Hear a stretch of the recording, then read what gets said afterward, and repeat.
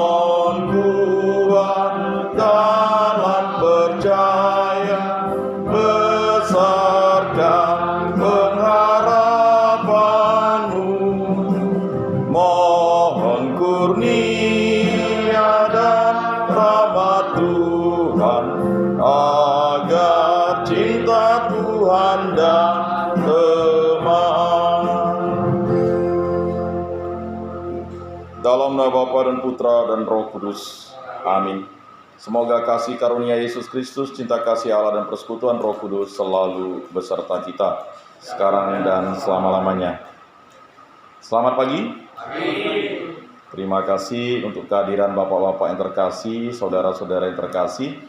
Hari ini saya membawa 3 teman.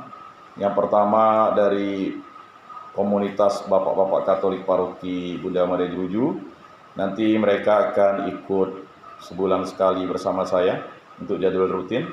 Kebetulan beliau Pak Aidi ini ketua Bapakat atau Pembakat periode yang akan dilantik pada minggu depan. Ya, jadi beliau sudah pernah ke sini ya sebelum Covid, waktu itu kami bawa. Jadi Bapak-Bapak Katolik Paroki Bunda Maria Jeruju sudah pernah ya berada di sini untuk saling melayani dan saling melengkapi, dan nanti ada sharing ya sambil melihat kondisi bapak-bapak, bagaimana kondisi di rutan ya, sehingga dari ini bisa disampaikan kepada bapak-bapak yang lain bahwa tidak ada yang bercita-cita untuk masuk di tempat ini. Karena ini bukan cita-cita, ya. Cita-citanya pasti ingin menjadi orang yang berguna. Berikutnya tadi saya membawa juga 2 penyuluh Buddha. Kebetulan di samping kita ada kelenteng atau Viara Buddha. Nanti beliau yang akan membina umat Buddha. Mungkin nanti ya kita sebagai umat Kristiani harus saling membantu, ya, untuk memberikan peneguhan rohani apapun agamanya ya. Kebetulan di kantor Kementerian Agama itu ada penyuluh Buddha. Saya selalu mengatakan, mari kita membina umat kita masing-masing, karena dalam moderasi beragama itu kita harus menciptakan 4 indikator sebenarnya. Yang pertama adalah komitmen kebangsaan, yang kedua adalah ya anti kekerasan, ketiga toleransi, dan keempat menghargai budaya dan tradisi. Nah, itu harus menjadi landasan kita pada hari ini, bagaimana kita sebagai bapak-bapak, saudara-saudara yang terkasih untuk menghargai semuanya ini sebagai satu kesatuan bentuk cinta kasih kita kepada Tuhan Allah. Mari untuk layak dan pantas kita beribadat di hadapan Allah Tritunggal Yang Maha Kudus. Mari kita mengakui dosa dan kekurangan kita. Saya mengaku kepada Allah yang Maha Kuasa dan kepada saudara sekalian bahwa saya telah berdosa dengan pikiran dan perkataan, dengan perbuatan dan kelalaian. Saya berdosa, saya sungguh berdosa. Oleh sebab itu saya mohon kepada Santa Perawan Maria, kepada para malaikat dan orang kudus, dan kepada saudara sekalian, supaya mendoakan saya pada Allah Tuhan kita. Semoga Allah mengampuni dosa-dosa kita dan mengantar kita ke hidup yang kekal. Amin. 185.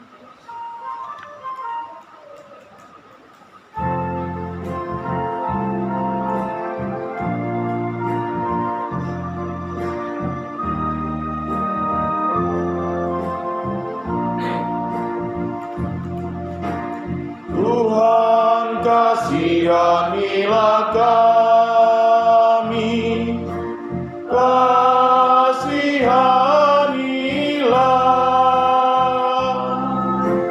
Tuhan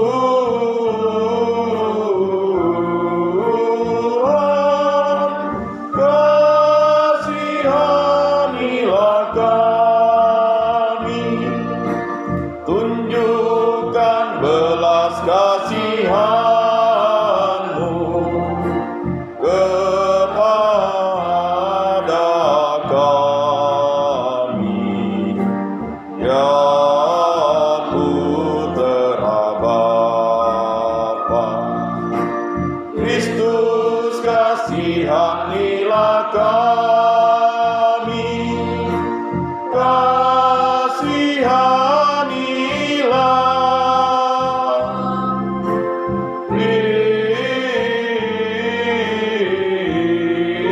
Kristus kasihanilah kami. Engkaulah pengantara kami kepada Bapa.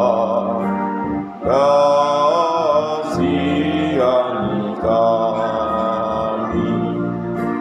Tuhan kasihanilah kami, kasihanilah.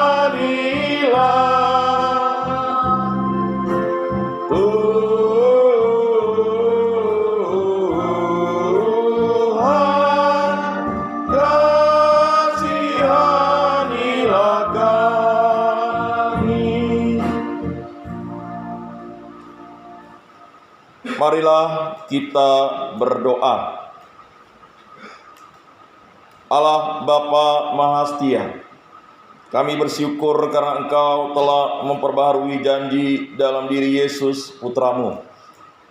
Semoga kami berpegang teguh pada kehendak-Mu dalam hidup kami sehari-hari, dengan pengantaran Yesus Kristus Putra-Mu, Tuhan kami, yang bersama dengan Dikau dalam persekutuan Roh Kudus, hidup dan berkuasa Allah sepanjang segala masa. Amin.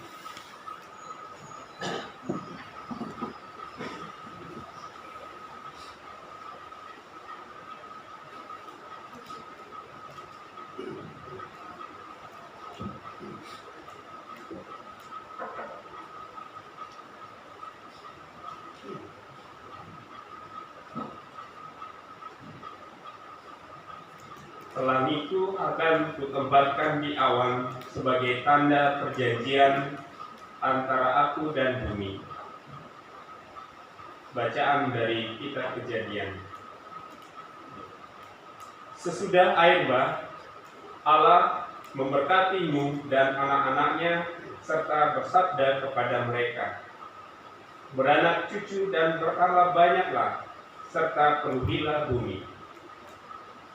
Kalian akan ditakuti oleh segala binatang di bumi dan segala burung di udara, segala yang bergerak di muka bumi dan segala ikan di laut.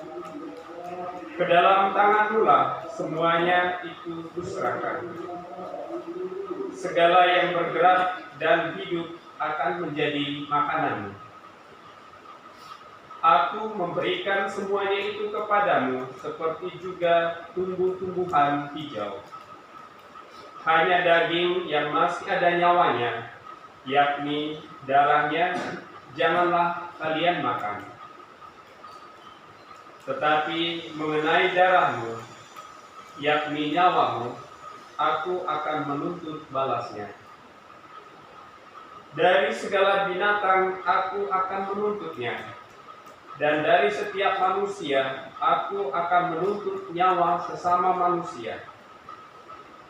Siapa yang menumpahkan darah, darahnya akan tertumpah oleh manusia. Sebab Allah membuat manusia menurut gambarnya sendiri. Tetapi kalian beranak cucu dan bertambah banyaklah, sehingga tak terbilang jumlahmu di atas bumi. Ya, bertambah banyaklah di atasnya.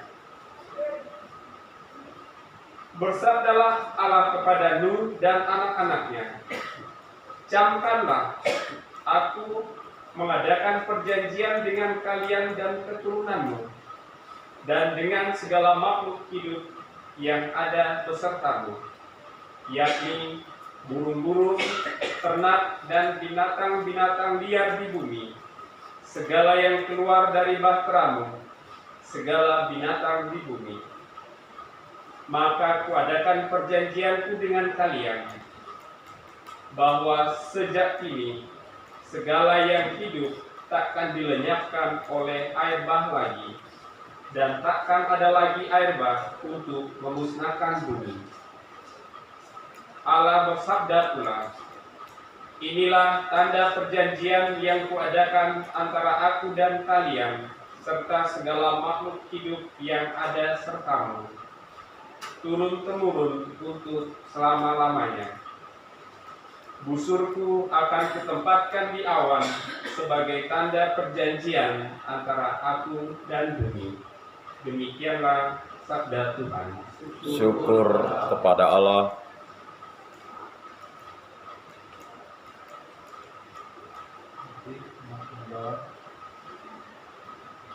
Tuhan memandang dari surga ke bumi. Tuhan memandang dari surga ke bumi. Bangsa-bangsa menjadi takut akan nama Tuhan, dan semua raja bumi menyegani kemuliaan-Mu.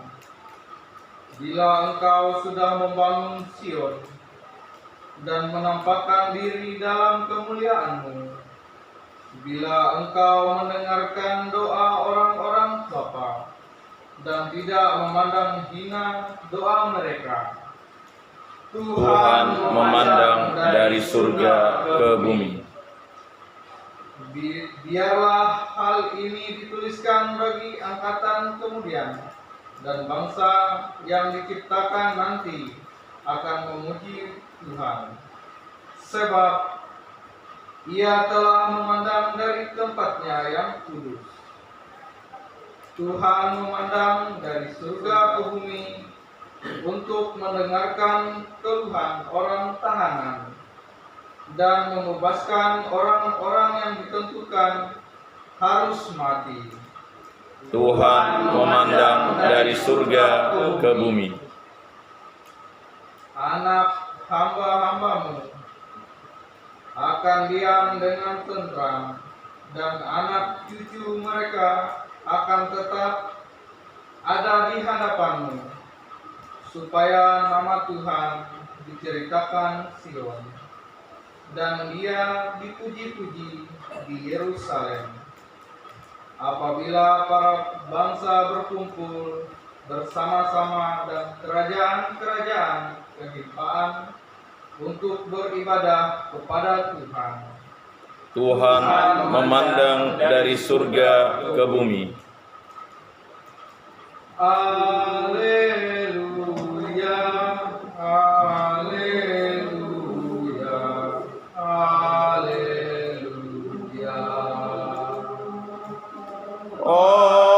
Haleluya, haleluya, haleluya. Sabdamu ya Tuhan adalah roh dan kehidupan. Padamulah sabda kehidupan kekal. Haleluya, haleluya, haleluya.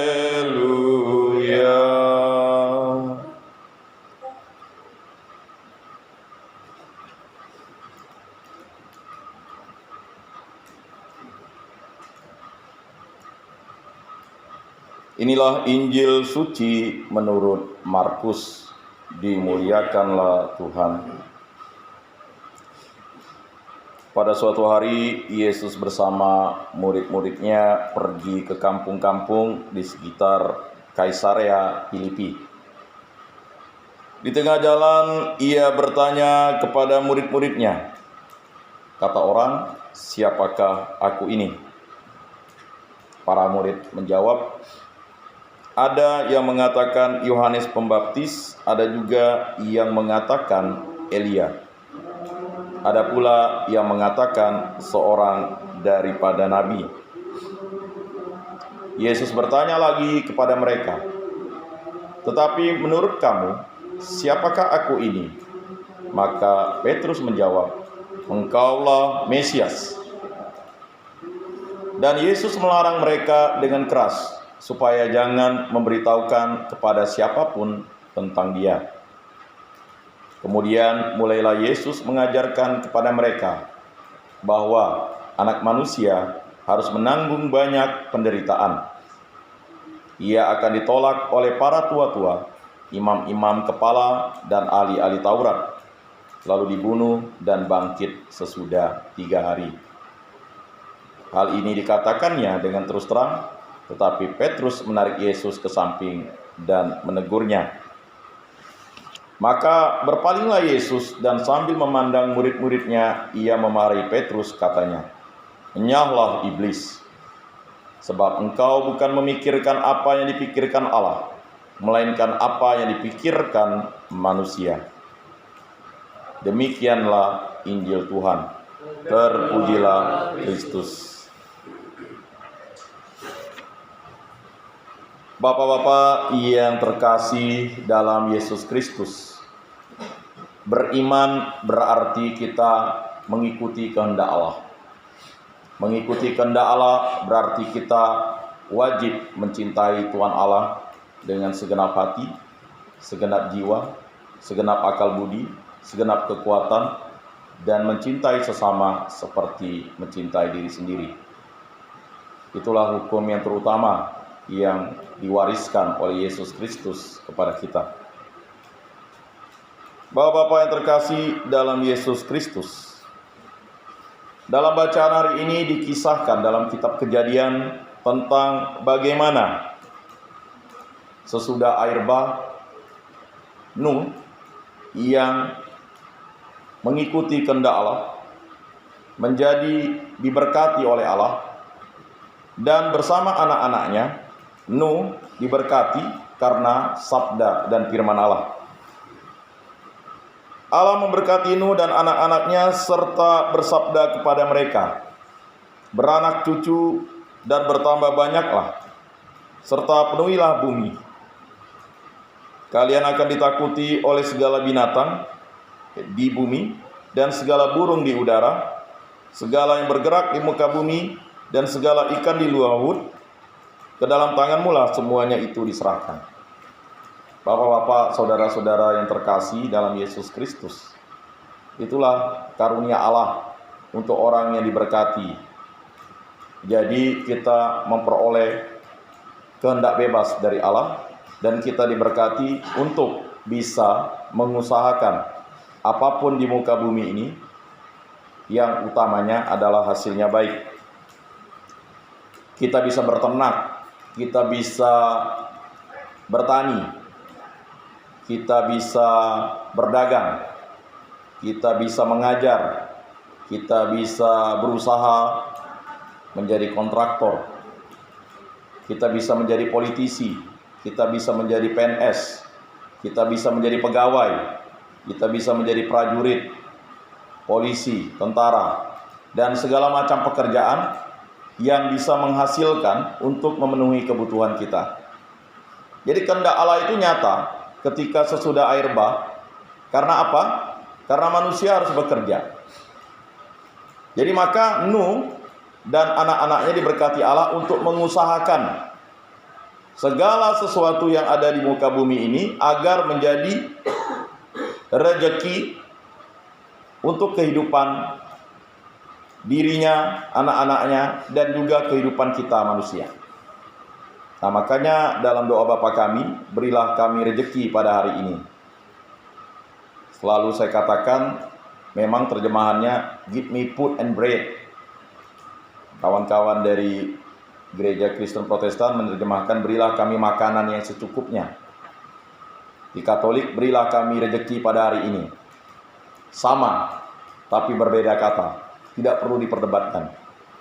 Akibatnya sulit nanti orang memahami itu. Padahal keinginan Tuhan Allah adalah rejeki itu diberikan kepada kita berasal dari segala sesuatu yang baik yang diciptakan Allah di muka bumi ini. Nah, itulah makanya Nuh dan anak-anaknya diberkati oleh Tuhan Allah. Sama seperti kita.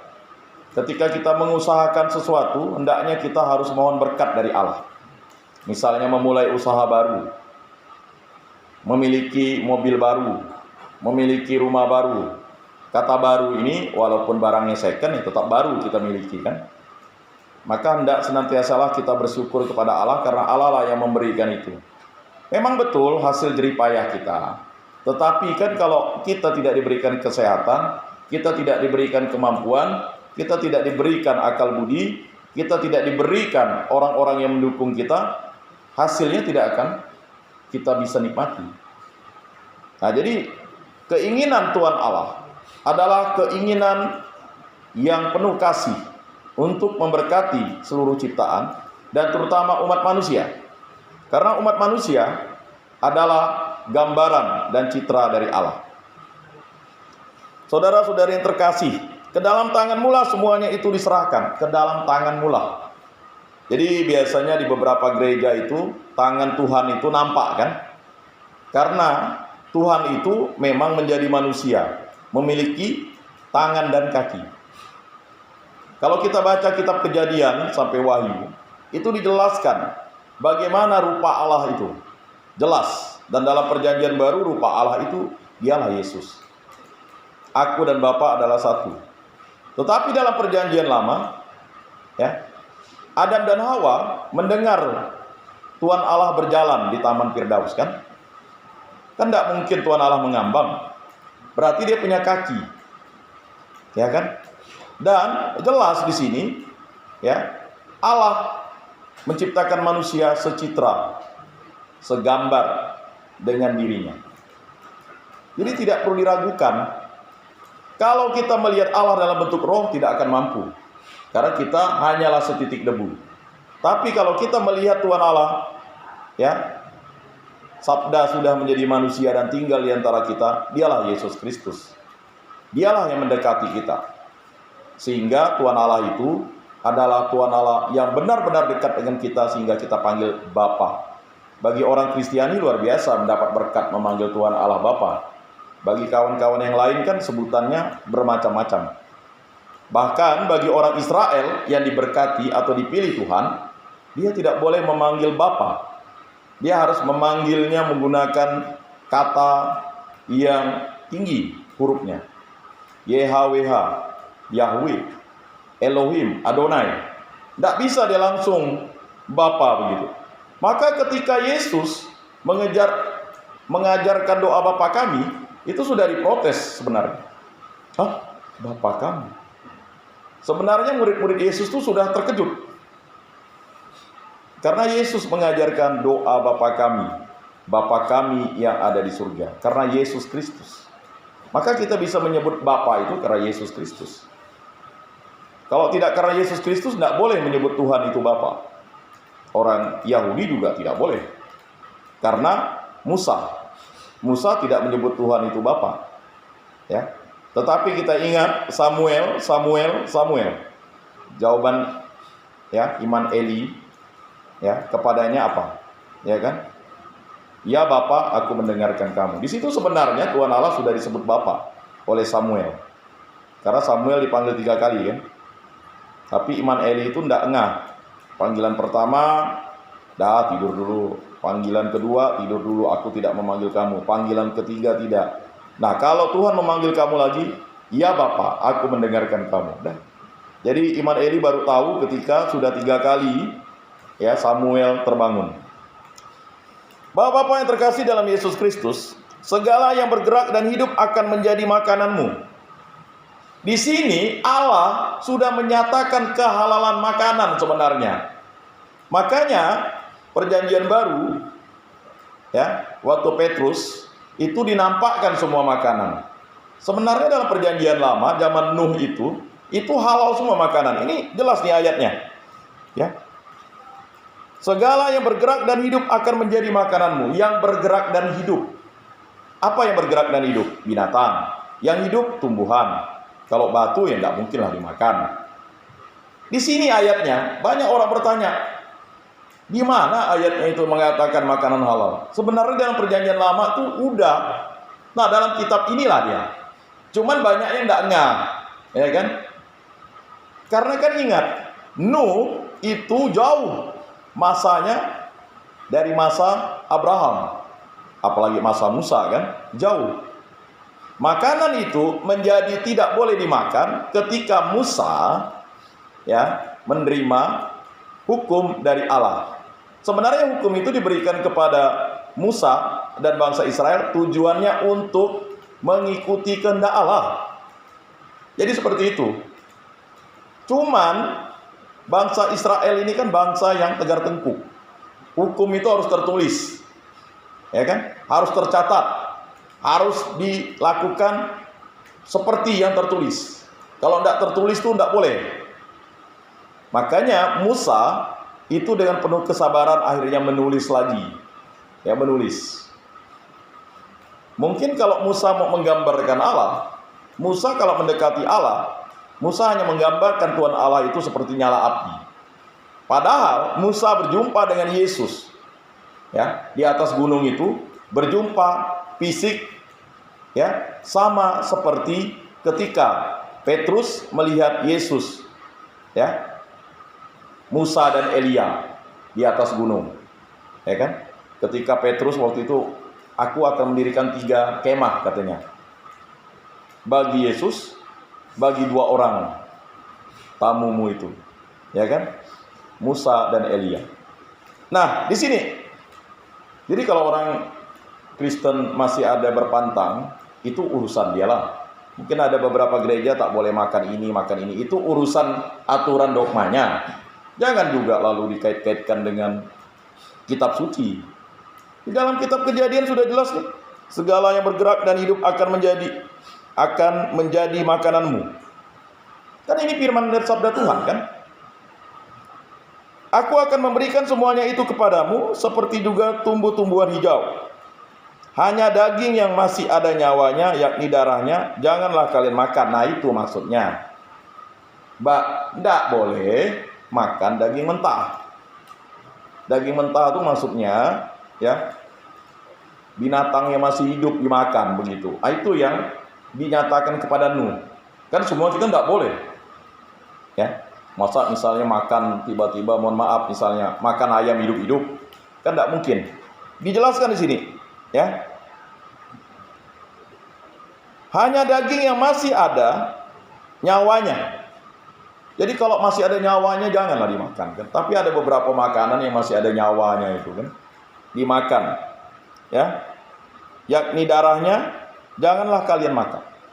Hanya itu jak pantangannya. Mengapa? Kasihan. Dia makhluk hidup juga. Bayangkan kalau kita dimakan hidup-hidup oleh ular. Penderitaannya luar biasa kan. Kalau dimakan hidup-hidup oleh buaya, bagaimana tuh? Ya kan? Sama juga, makhluk hidup juga, binatang dimakan hidup-hidup, dia akan menderita. Lebih baik dipotong. Ini bahasa kita nih bukan membunuh ya. Kalau membunuh itu lebih kepada manusia. Memotong, ya kan? Potong ayam, potong babi, potong sapi, kan begitu. Itu kan lebih elegan. Tolong kau bunuh ayam itu, ngeri juga bahasanya ya. Padahal ya memang caranya pasti menghilangkan nyawanya. Tetapi kan memang kalau tidak dihilangkan nyawanya tidak mungkin enak dimakan, tidak enak dimasak begitu. Adakah kita misalnya buat kuah, lalu tiba-tiba ayam masih hidup kita masukkan ke kuah itu? Rasanya gimana begitu? Nah, ini menjadi suatu tanda permulaan bagaimana janji Allah kepada Nuh itu harus digenapi oleh Nuh sendiri. Ya. Tetapi mengenai darahmu, yakni nyawamu, aku akan menuntut balasnya. Nah itu, Allah membalas yang baik dan menghukum yang jahat. Jadi nyawa manusia itu akan dituntut oleh Tuhan Allah. Jadi ini yang harus menjadi tanda bagi kita. Sebenarnya di sini Allah sudah menetapkan hukum kepada Nuh, jangan membunuh. Makanya dia bilang, ya, tetapi mengenai darahmu, yakni nyawamu, aku akan menuntut balasnya. Dari segala binatang aku akan menuntutnya. Kalau ada binatang yang membunuh manusia, dan dari setiap manusia, apalagi manusia, aku akan menuntut nyawa sesama manusia. Siapa yang menumpahkan darah, darahnya akan tertumpah oleh manusia. Sebab Allah membuat manusia menurut gambarnya sendiri. Nah itu. Jadi makanya dosa berat itu membunuh. Membunuh, berzina, dan menghujat Roh Kudus. Dan yang tidak diampuni adalah menghujat Roh Kudus. Itulah malaikat yang menghujat Roh Kudus. Dia mengutuki dirinya menjadi setan, tak diampuni. Jadi kalau kita sebagai orang Kristen, lalulah antikristus menghujat Roh Kudus, jangan harap kita bisa masuk dalam kerajaan surga. Betul kita sampai ke rumah Bapa, ya kan? Tapi kita tidak berpakaian pesta dan kita akan dicampakkan. Oh Pak, dia dibaptis Kristen loh, tapi kelakuan hidupnya tidak menunjukkan dia sebagai orang Kristiani. Ya, dia membunuh, memperkosa, menghujat Roh Kudus, tak bertobat, selesai. Ya kan? Kata menghujat Roh Kudus itu dia tidak bertobat, itu maksudnya. Jadi Bapak-bapak yang terkasih, dalam kitab Kejadian ini dijelaskan kembali bagaimana Tuhan Allah sudah mencintai kita lebih dulu ketimbang kita. Makanya dia melindungi kita, dia menyertai kita, dan dia memberkati kita. Siapa yang menumpahkan darah, darahnya akan tertumpah oleh manusia. Sebab Allah membuat manusia menurut gambarnya sendiri. Tetapi kalian beranak cucu dan bertambah banyaklah, sehingga tak terbilang jumlahnya di atas bumi. Ya, bertambah banyaklah di atasnya. Bersabdalah Allah kepada Nuh dan anak-anaknya, camkanlah. Kalau bahasa Santo Paulus, celakalah. Ya kan? Kalau bahasa Yesaya itu lebih keras lagi. Kalau di sini, ya, camkanlah. Aku akan mengadakan perjanjian dengan kalian dan keturunanmu dan dengan segala makhluk hidup yang ada besertamu, yakni burung-burung, ternak dan binatang-binatang liar di bumi, segala yang keluar dari bahteramu, segala binatang di bumi. Maka kuadakan perjanjianku dengan kalian bahwa sejak kini segala yang hidup tak akan dilenyapkan oleh air bah lagi. Jadi tidak ada lagi, walaupun banjir bandang, tetap ada makhluk hidup yang hidup. Walaupun kita itu disapu oleh air di suatu daerah, tetap ada yang tetap hidup. Tetap ada mujizat Allah terjadi. Ya. Gempa bumi di Turki dan di Suriah, ya, tetap ada yang hidup. Itulah mujizat Allah. Walaupun tertimpa reruntuhan 10 hari, tidak makan, tidak minum, masih hidup. Itulah karya agung Allah. Bukan lalu gempa bumi itu cobaan dari Allah. Bukan, karena memang bumi ini rapuh. Banyak di antara kita, sekali lagi saya selalu mengatakan kepada orang Kristiani, kita itu, ya, cara manusia untuk meninggal dunia atau mati itu kan ada 4 cara. Yang pertama sakit. Semuanya mau sakit, ya kan? Ada sakit yang sebentar, mendadak, sakit jantung, langsung meninggal. Tidak nyusahkan katanya, tapi tidak memberikan pesan. Ada yang sakit bertahun-tahun dah, ya. Saya ingat tetangga saya dulu, suaminya malah duluan meninggal. Dia bertahun-tahun. Dia setelah suaminya meninggal masih hidup sekitar kurang lebih 20-an tahun. Padahal dia sakit berat. Nah, suaminya yang sehat-sehat meninggal. Itu sakit juga, ya. Jadi itu. Yang kedua, karena apa? Karena musibah, bencana. Nah itu. Jadi faktor penyebab manusia meninggal karena musibah, bencana. Jadi dunia ini rapuh. Di dalamnya ya api. Ya kan? Di dalam pusaran bumi ini kan api. Batu-batunya itu bisa bergerak. Jadi gempa tektonik itu bisa terjadi. Ya memang puji Tuhan di daerah Kalimantan ini gempa itu tidak terjadi, tapi yang bahaya tanah longsor. banjir, ya kan? Kalau manusia sudah mengeksploitasi alam secara berlebihan, ya. Nah, itu. Berikutnya yang ketiga karena apa? Karena kecelakaan. Nah, ini kecelakaan itu macam-macam, ya. Kecelakaan kerja, kecelakaan di, ya orang tersengat listrik saja bisa meninggal, ya.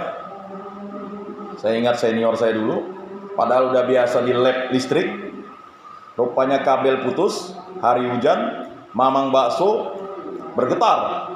Dia padahal udah biasa di lab tuh, masalah kesetrum biasa dia. Tapi karena memang itulah kecelakaan, ditendangnya kabel langsung melekat di situ. Karena dia mau cepat pulang, yang mamang baksonya cepat lari karena sudah terasa setrumnya.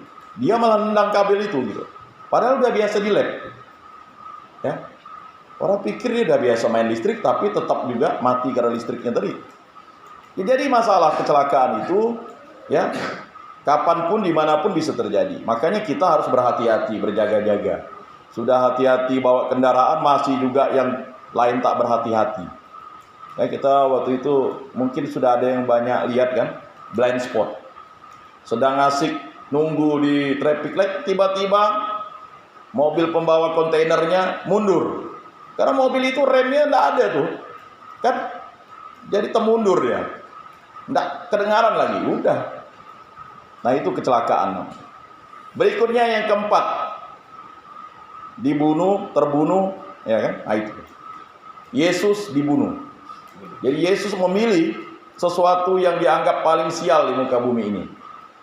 Bagi orang kalau dibunuh dan terbunuh di salib itu adalah yang paling sial, gitu. Ya, mengapa? Karena penuh siksaan yang kita akan masuki pada Rabu Abu nanti, masa Prapaskah. Nah, ini minggu biasa. Ya, setelah itu kita akan masuk ke masa Prapaskah. Jadi kita mempersiapkan diri untuk itu. Bapak-bapak yang terkasih dalam Yesus Kristus, ya. Maka kuadakan perjanjianku dengan kalian bahwa sejak kini segala yang hidup tak akan dilenyapkan oleh air bah lagi, dan takkan ada lagi air bah untuk memusnahkan bumi. Allah bersabda pula, inilah tanda perjanjian yang kuadakan antara aku dan kalian serta segala makhluk hidup yang ada sertamu, turun-temurun untuk selama-lamanya. Busurku akan kutempatkan di awan sebagai tanda antara aku dan bumi. Jadi ada busur Tuhan itu. Jadi maksudnya busur itu tidak akan diluncurkan sebelum kiamat.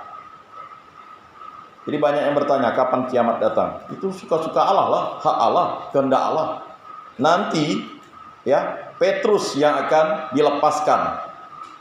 Enyahlah kau iblis, engkau tidak memikirkan apa yang dipikirkan Allah. Bayangkan itu. Petrus itu luar biasa dia. Hebat dia bisa menjawab pertanyaan Yesus. Tetapi di satu sisi juga, itulah sisi kemunafikan kita. Jadi kita ini kan sisinya, ya, yang dinilai itu kan sisi kemunafikan kita. Sisi baik kita ada, sisi jahat kita juga ada. Mungkin kita berpikir kita tidak jahat, tapi seringkali, ya, sisi jahat itulah yang dilepaskan Yesus, ya, kepada Petrus. Pada suatu hari Yesus bersama murid-muridnya pergi ke kampung-kampung di sekitar Kaisarea Filipi. Jadi kehidupan Yesus itu turne dari satu kampung, kedua kampung, tiga kampung. Maka pada hari ini saya mengajak ketua kombakat kami untuk turne. Turnenya tidak ke kampung, karena tidak banyak orang yang mau pergi ke penjara. Hanya orang-orang terpilih. Ada yang masih bilang sial lah. Kalau dia dah masuk penjara baru dia tahu rasa begitu. Ya kan, najis lah. Karena apa? Kita hidup dalam tradisi-tradisi. Kemarin kami dialog juga. Tidak banyak juga orang yang mau mengunjungi orang meninggal.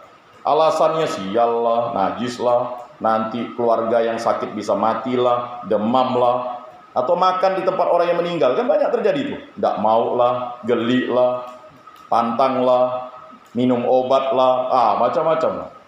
Akibatnya kita ada sekat-sekat begitu. Begitu juga di penjara ini. Maka kata Yesus itu, ketika aku haus, kamu tidak memberi aku minum. Ketika aku lapar, kamu tidak memberi aku makan. Ketika aku sakit, kamu tidak menjenguk aku. Ketika aku dalam penjara, kamu tak melawat aku. Makanya ya syarat untuk masuk surga melawat orang di penjara. Nah, jadi seperti itu. Katanya komunitas bapak-bapak Katolik kan, mau jadi bapak beriman, melawat orang di penjara aja tidak berani.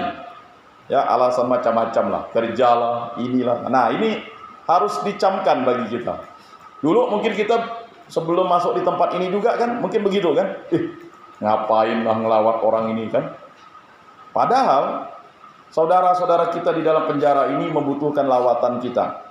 Minimal kunjungan kita. Maka saya sering mengajak kawan-kawan saya kalau sempat, silakan kunjungilah saudara-saudara kita. Mengapa? Dengan kunjungan itu membuat kita menjadi semakin percaya bahwa Tuhan itu hadir kepada semua orang. Kan begitu. Kalau kita tidak pernah dikunjungi itu kan rasanya gimana? Ya kan? Kalau kita tidak pernah saling kunjung mengunjungi. Ya. Mau nanti kalau kita mengadakan hari raya kan? Janganlah jauh. Kalau anak kita sendiri tidak mengunjungi kita nanti. Ya kan? Saya pernah kena marah bapak saya tuh gara-gara tidak mengucapkan selamat Natal. Ya kan? Inilah katanya. Oh, marah dia. Akhirnya ya dibujuk mama saya kan. Nah itu. Sebagai anak ya, masa mengucapkan selamat Natal ke orang, wah selamat Natal ya, tapi dengan orang tua lupa, saking sibuknya tuh. Nah itu juga menjadi peringatan bagi kita. Ya, orang terdekat kita, jangan-jangan istri kita lupa kita ucapkan selamat Natal kemarin. Nanti selamat Prapaskah, selamat Paskah. Jangan dulu Pak, dekati dulu istri kan gitu. Walaupun dia tidak jawab, yang penting kita dulu gitu. Ma, I love you. Nah, kan begitu. Karena tidak pernah bilang ma, I love you, istrinya kan jadi tuku batu jadinya. Kalau air tuh kan menetes di batu, lama-lama mencair kan. Memang dia marah, benci kita misalnya. Ya. Kaulah yang buat, ya dia maki-maki, nyumpah kita mungkin kan. Tapi kita bilang I love you, I love. Bayangkan kalau 100 kali I love you itu. Ya kan lama-lama ini suami saya ini kok bisa berubah ya. Dulu jangankan I love you, I love you katanya. Datang udah mabuk main tampar ya kan? Karena banyak duit. Ah, kau nih udah peot nanti ku ganti. Sekali kita baru tahu istri kita yang tercinta, istri kita yang diberkati di gereja itu. Ya kan? Yang selalu mendoakan kita. Yang selalu menangis untuk kita. Mana selingkuhan kita? Ya kan? Ada duit, abang disayang. Tidak ada duit, abang ditendang. Kan begitu. Nah ini, dengan anaknya, I love you nak. Kan begitu. Jadi cobalah untuk berubah. Bapak saya berubah ya. Anak saya berubah ya. Berubah itu dengan memang perbuatan. Tidak mungkin juga. Ya kan? Oh saya ini udah berubah. Tapi tidak pernah. Ya kan? Walaupun kita berusaha berubah, orang belum tentu menerima kita berubah. Percaya ya? Lama dia menerima kita. Benar tidak dia berubah nih? Ya kan? Mungkin gara-gara dia tersiksa di penjara dia berubah. Udah doakan dia lama-lama di penjaranya, biar dia tidak menyiksa kita. Nah itu kacau juga ya. Nah jadi itu juga harus dipahami sebagai konteks bacaan hari ini. Ya, jadi mengunjungi orang. Yesus mengunjungi orang. Di tengah jalan ia bertanya kepada murid-muridnya, kata orang, siapakah aku ini? Nah, pernahkah bapak terkasih bertanya kepada istri, siapakah aku ini? Pernahkah kita membayangkan wajah istri kita seperti ini? Waktu kecil, tidak mungkin kan? Kita pasti tidak mungkin. Kita kan maunya seperti Luna Maya ya. Misalnya, Madonna lah ya. Atau zaman dulu siapa yang bagus? Sophia Latjuba lah kan? Atau Meriam Bellina. Ya, mungkin lah ya. Tetapi kan rupanya istri yang diberikan Tuhan kepada kita, inilah dia. Ya. Sama juga seperti Yesus, siapakah aku ini? Para murid menjawab, ada yang mengatakan Yohanes Pembaptis. Ya jelas. Yesus dengan Yohanes Pembaptis itu hanya beda 6 bulan. Ya. Jadi mukanya pasti mirip. Pasti mirip, sepupu. Ya. Kemudian ada juga yang mengatakan Elia. Itu jelas. Ya. Mengapa Yesus dikatakan Elia? Karena Yesus ini ya, kemampuannya itu lebih dari Elia, disetarakan dengan Elia. Ya. Dia adalah nabi yang dihormati di bangsa Israel. Dan Elia adalah nabi yang dijemput oleh Tuhan Allah dengan kereta kencana api. Dan dia tidak mati ya Elia ya, dijemput. Ya. Jadi seperti itu. Ada pula yang mengatakan seorang dari para nabi. Ya, Yesus adalah nabi. Mengapa? Karena dia mewartakan tentang Allah.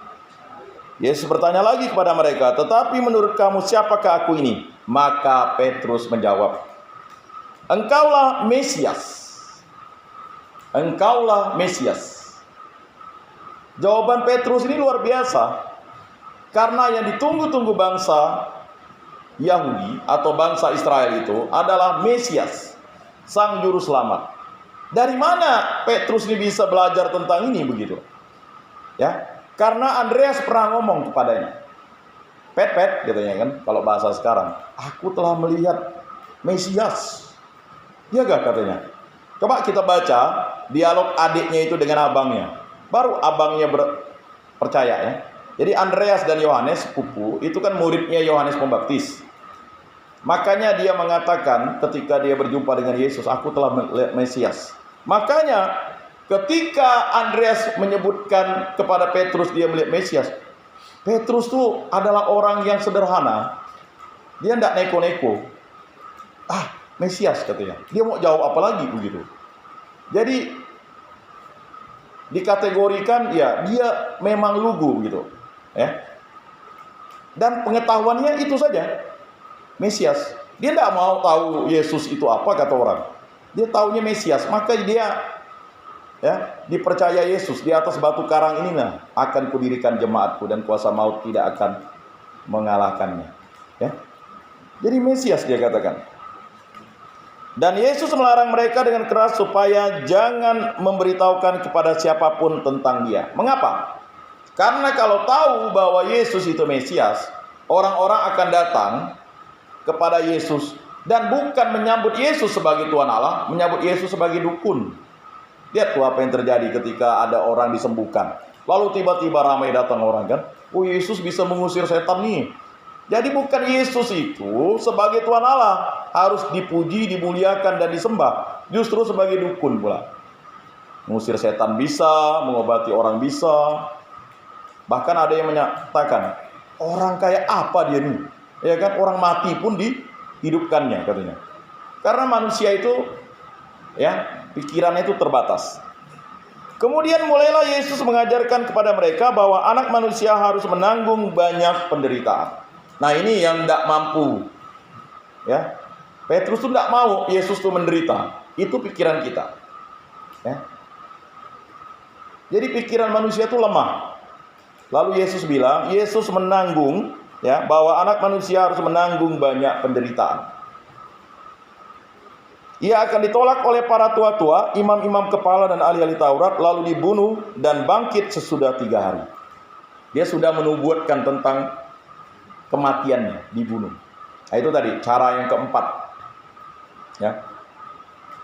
Jadi dibunuh.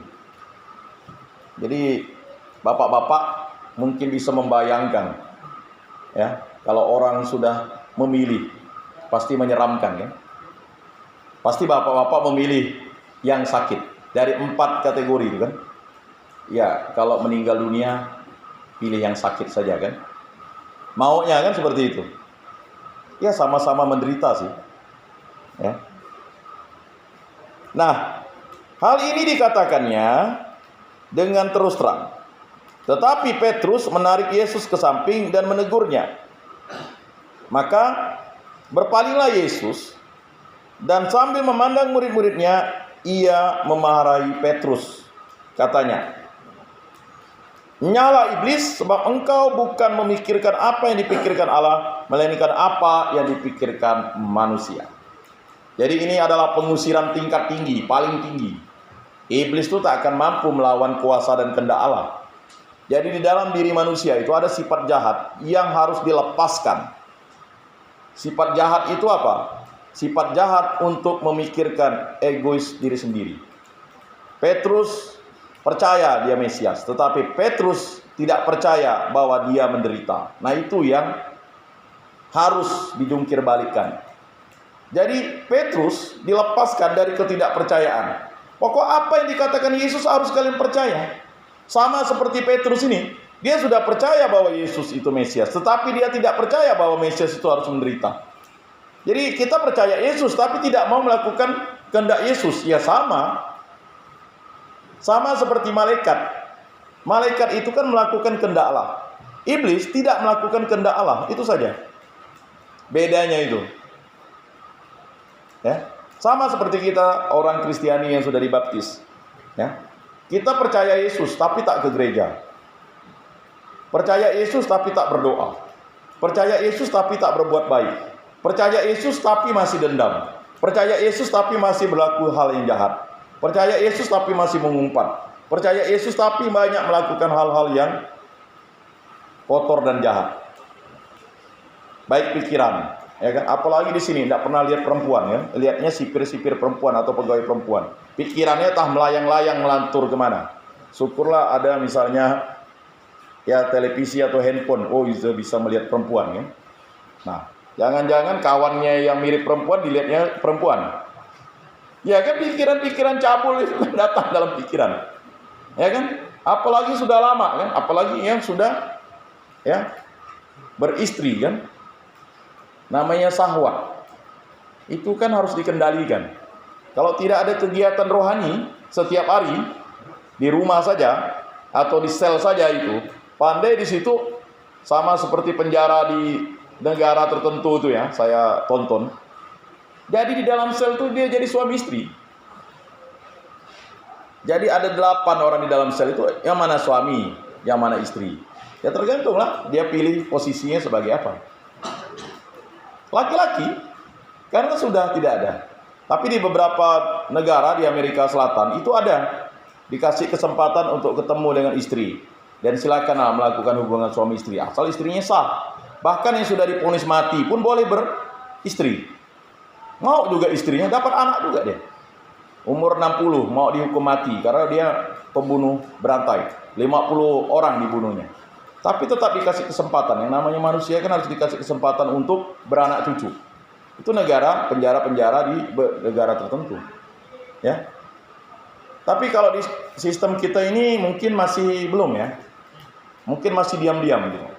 Bolehlah, ya kan? Tetapi diam-diam. Tapi sebenarnya harus, kalau yang punya istri, minimal 2 minggu sekali lah. Cuman tempatnya ya harus disediakan tempat yang bagus, ya kan? Ya karena kasihan kan? Ya namanya, kalau menurut pendapat saya, tetapi kan kembali lagi ke aturan, ya enggak? Aturan. Kan tadi kita harus beranak cucu. Nah, beranak cucu itu kan, ya, birahi kita kan ada dalam diri kita loh, ya kan? Jadi bapak-bapak yang terkasih, menjadi pengikut Kristus itu berarti harus mampu untuk mengendalikan pikiran, perkataan, perbuatan, dan menghindari kelalaian. Nah, itu yang dimaksudkan. Ya, enyalah kau iblis, engkau tidak tahu apa yang dipikirkan Allah. Jadi rancangan Allah itu harus kita lakukan. Pikiran Allah itulah yang harus kita lakukan. Kehendak Allah itulah yang harus kita lakukan. Untuk itu, bapak-bapak yang terkasih, bagaimana untuk mengikuti kehendak Allah? Tipsnya duit. Saya selalu katakan duit. D-nya doa dan firman. Doa dan firman. Ya. Kita kalau doa ini kalau udah mimpi buruknya, udah mulailah dekat Tuhan kan? Kalau udah mulai ada persoalan, mulai dekat Tuhan. Ya kan? Tuhan itu seperti kayak bukan Tuhan jadinya, hanya sebagai pelindung kita aja. Ya kan? Padahal Tuhan itu telah melindungi kita. Kemudian usaha dan pelayanan yang baik dan benar. Ya. Di sini ya udah ada beberapa yang sudah selesai pendidikannya. Lanjutlah. Kalau memang ada program-program yang ditawarkan kan. Kemudian ya baca buku sampai selesai yang ada, baca kitab suci. Kemudian pelayanan yang baik dan benar. Jadi kalau kawan yang memiliki persoalan, konseling bersama, ya, menghadapi situasi bersama, apalagi kalau yang tidak mampu mengendalikan hawa nafsunya, didoakan, diberitahu, ya. Kemudian, ya, iman dan takwa kepada Allah Tritunggal yang Maha Kudus. Nah, itu penting. Berikutnya tabah dan setia mengikuti jalan salib Yesus Kristus. Bapak-bapak yang terkasih dalam Yesus Kristus, mari kita bersama-sama pada hari ini, ya, untuk menyahkan iblis dengan kehendak Allah. Enyalah iblis dalam pikiranku, engkau tidak tahu apa yang dipikirkan Allah. Enyalah iblis, dalam perkataanku. Engkau tidak tahu apa yang dikatakan Allah. Nyala iblis, ya kan, dari segala perbuatanku. Engkau tidak tahu apa yang diperbuat Allah. Jadi iblis itu sok tahu. Iblis itu sok tahu. Jadi cara menghadapinya adalah dia tidak tahu apa yang dipikirkan Allah. Ya kan? Coba dalam kitab Kejadian apa yang terjadi, ya. Untuk refleksi akhir. Sok tahu kan iblis? Hawa, kalau kau makan semua buah di sini, ya kan, kau pasti hebat, katanya. Oh enggak, kata Hawa, bocorkan rahasianya. Buah yang di tengah-tengah itu enggak boleh dimakan oleh Tuhan Allah suruh. Enggak, katanya. Kalau kau makan, kau akan sama seperti Tuhan Allah. Ya kan? Itu jebakan iblis, sama seperti Tuhan Allah. Jadi iblis itu ingin menyamai Tuhan Allah, tetapi dia adalah ciptaan Tuhan Allah. Makanya dia jatuh. Sepertiga malaikat itu jatuh dan dihukum di neraka. Mengapa? Karena dia mau menyamai Tuhan Allah. Mana bisa menyamai Tuhan Allah? Pikiran Allah, kehendak Allah, rancangan Allah. Mari kita membangun pikiran Allah dalam iman kita, supaya kita bisa mengusir iblis, menghadapi dunia, dan mengendalikan hawa nafsu kita. Kemudian kepada Bapa dan Putra dan Roh Kudus, seperti pada permulaan, sekarang, selalu, dan sepanjang segala abad. Amin. Mari kita bangkit berdiri, kita mengucapkan syahadat para rasul. Aku percaya akan Allah, Bapa yang Maha Kuasa, Pencipta langit dan bumi, dan akan Yesus Kristus, Putranya yang tunggal Tuhan kita, yang dikandung dari Roh Kudus, dilahirkan oleh perawan Maria, yang menderita sengsara dalam pemerintahan Pontius Pilatus, disalibkan, wafat, dan dimakamkan, yang turun ke tempat penantian, pada hari ketiga bangkit dari antara orang mati, yang naik ke surga, duduk di sebelah kanan Allah Bapa yang Maha Kuasa. Dari situ ia akan datang mengadili orang hidup dan mati. Aku percayakan Roh Kudus, Gereja Katolik yang kudus, persekutuan para kudus, pengampunan dosa, kebangkitan badan, kehidupan kekal. Amin. Marilah kita menyampaikan doa-doa permohonan kita dengan ketulusan hati kita.